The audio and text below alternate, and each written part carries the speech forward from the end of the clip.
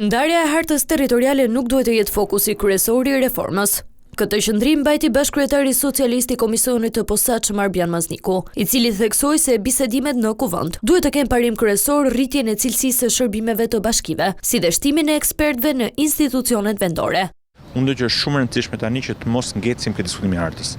Ndaj dhe nesh shumë e rëndësishme të diskutojmë si i mundsojmë bashkitë që t'i ofrojnë më mirë këto shërbime. Qoftë jo nga ana e kompetencave, qoftë jo nga ana e elementeve ligjor, qoftë nga ana e financave të nevojshme për të ofruar siç duhet të shërbim, dhe duke fokusuar diskutimin këtu dhe jo aq shumë këtë elementi i hartës dhe ndarjes, i cili unë e mirë kuptoj është më i thjeshtë nga njerëzit për të kuptuar, është dhe pak emocional, është dhe pak tifozlik zone, por ky nuk është thelbi. Thelbi është si i bëjmë bashkitë.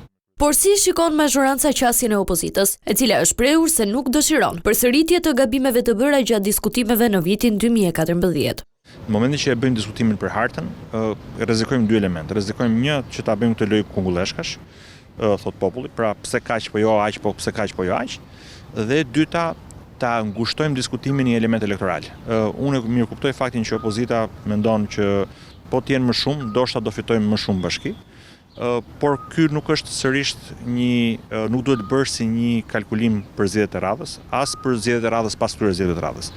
Megjithatë, debate dhe mospjesmarrja e së djathtëve më herët vonoi procesin, ndërsa për Maznikun, korriku mbetet afati domosdoshëm. Ne humbasim këtë moment, pra 2027-ën për ta bërë reformën. Ta bëjmë 2031-shin, do duhen 4 vjet deri në 2035-ën që të ajustohet situata dhe kemi humbur në thelb një dekadë. Komisioni Reformës ka nisur turin e takimeve në çdo qytet, një tur që do të vijojë deri në fillim të muajit maj.